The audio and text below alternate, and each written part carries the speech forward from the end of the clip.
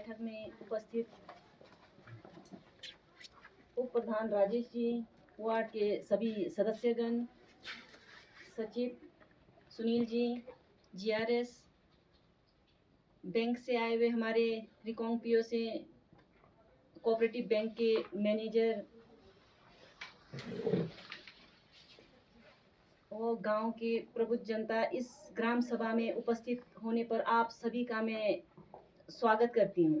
Main जो ग्राम सभा का अभी मतलब हमारा ग्राम सभा भी शुरू तो नहीं हुआ, लेकिन अभी जो बैंक की तरफ से जो कुछ अपने मैनेजर साहब ने जो भी बताना है अभी कुछ मतलब कि वो अपना शुरू करेंगे, जो भी उन्होंने बैंकिंग के बारे में जो भी बताना है। धन्यवाद।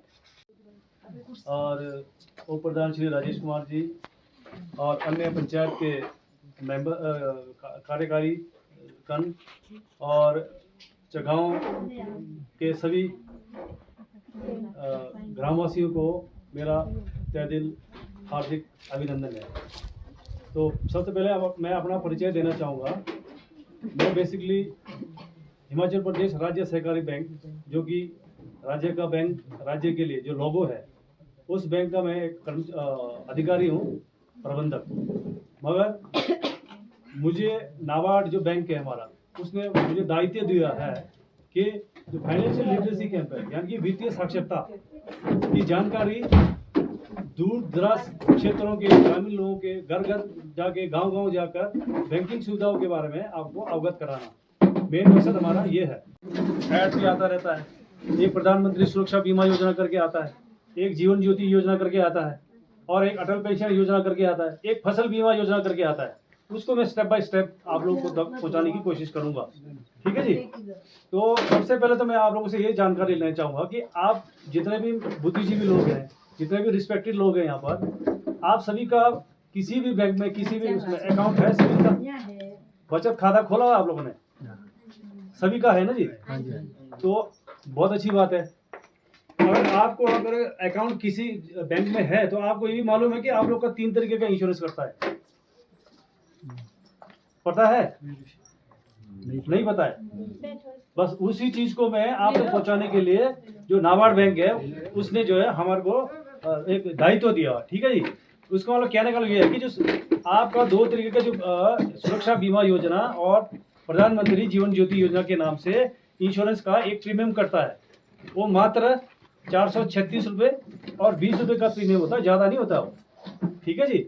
उससे क्या होता है कि आपका जो लाइफ है, जो भगवान ना करे, इंसान की कीमत तो कुछ भी नहीं है ना जी, बट ऐसा है कि सरकार ने कुछ ना कुछ प्रावधान किया कि ताकि हो सकता है हमारे साथ कोई मिसहैपन हो जाए, जो हमारे अनोखे हैं, जो हमारे जो पीछे रह रहे हैं, उनके लिए एक हो जाए, सहायता हो जाए। सहायता क्या चीज़ है? वो आपको जो आप इंश्योर्ड होंगे तभी होगा। ठीक है जी। तो उसमें 2 तरीके का जो इंश्योरेंस है मैं आपको बता रहा हूँ। पहले है प्रधानमंत्री सुरक्षा बीमा योजना। ठीक है जी। तो उसमें अमाउंट जो आपका जो प्रीमियम करता है मात्र 20 रुपये साल का कटता है। ठीक है जनाब। तो सुरक्षा बीमा योजना में 50 साल से नीचे वाले कवर होंगे, 50 साल से ऊपर वाले। ठीक है, मतलब कहने का मतलब कि 50 साल से जो ऊपर है उनके लिए एक ही जो सुरक्षा बीमा योजना है वही कवर होगा। मात्र 20 रुपये दे के 2 लाख रुपए का कवर होगा, एक्सीडेंटल इंश्योरेंस, यानी कि दुर्घटना बीमा जिसको बोलते हैं। ठीक है जी। और जो जीवन ज्योति योजना है उसमें है 436 रुपये का प्रीमियम।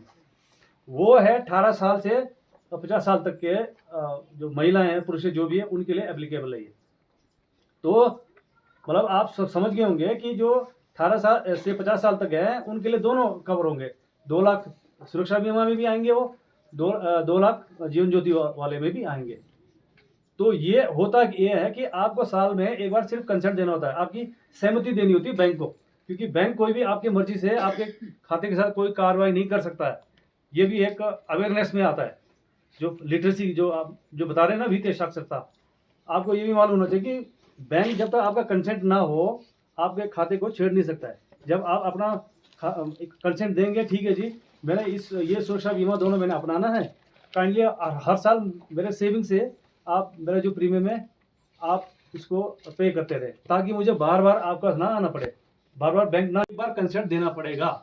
तो मेहरबानी करके आप लोगों से रिक्वेस्ट है, जिन भी भाई बंधु का, जिन भी माताओं का, बहनों का सेविंग खाता है, उस बैंक के मैनेजर साहब से आप पूछिए कि ये मेरा जो 2 तरीके का जो बीमा है, जो भारत सरकार का जो है ऑथराइज किया हुआ है, तो आप कर रहे हैं कि नहीं कर रहे?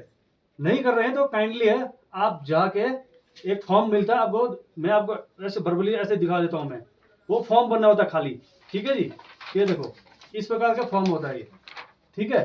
तो ये फॉर्म भरना होता है और कंसेंट देना होता है। उसके बाद हर साल आपका जो है बैंक मैनेजर साहब आपका जो प्रीमियम को रिन्यू करते रहेंगे, आपके पॉलिसी को रिन्यू करते रहेंगे, ठीक है जी।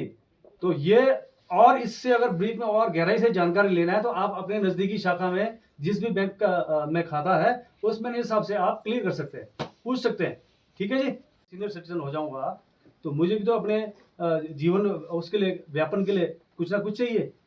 तो उसके लिए एक गवर्नमेंट ऑफ इंडिया का स्कीम है कि अटल पेंशन योजना के नाम से ये एक स्कीम है। तो इसमें क्या होता है सर कि आपको उसमें आपको प्रीमियम डालना पड़ेगा, और ये पैसा ऐसा नहीं सोचना कि आपका ये हमने एक इंश्योरेंस की तरह पैसा डाल दिया वापस नहीं आएगा, ये रिफंडेबल है। कहने का मतलब ये है कि जो अटल पेंशन योजना में जो पैसा आप जमा कर रहे हैं, अगर आप चाहे तो 5 साल 6 साल 10 साल या जब भी है आप वापस भी ले सकते हैं इसको, इसमें आपको ब्याज लगता रहेगा। तो जब आपको रिफंड आपने कराना है, रिफंड क्यों कराएगा आदमी?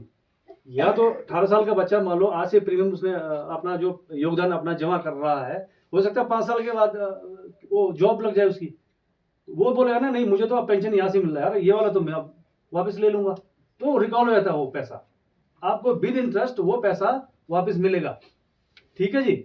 तो आप एक ये भी सोच के चलो अटल पेंशन योजना को, एक मैं छोटा सा सेविंग कर रहा हूँ यार, मरने दो 10 साल के बाद उसको विड्रॉ कर लूंगा, चलो इतना लंबा किसने सोचा। लोगों का पैसा एक्सेप्ट किया जाता है, लिया जाता है डिपॉजिट के रूप में, और उसी पैसे को जरूरतमंद लोगों को लोन के रूप में आगे दिया जाता है।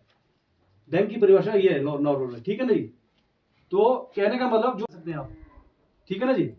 तो काइंडली तो मतलब बैंकिंग के जो आदत डालो, जो हमारे को जो नाबार्ड जो आरबीआई बोलता है, हमने यही सुझाव दे के आपको कहना कि आप अपना पैसा कृपया नजदीक के बैंकों में रखें, अपने पास ना रखें, अपने पास रखे तो ब्याज तो नहीं मिलेगा, है कि नहीं, ठीक है जी।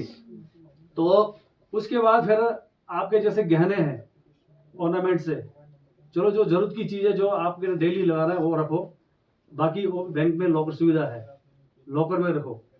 हम थोड़ी देर पहले वही बात कर रहे थे, कल को कुछ मकान में आग लग गया, कोई चोरी हो गया है ना, कोई त्रासदी हो गया, कोई बाढ़ आ गया, बिजली गिर गया, अब हमने सारा चीज वही रखा होगा तो बाद में हमारा कुछ भी नहीं होगा हमारे पास। सरकार तो आपको पता है कि क्या क्या मिलता है एड में, आप सब जानते हैं, है ना जी। अब सरकार भी कितने लोगों को देगा, एक बात है ना, सरकार कौन है, हम ही है।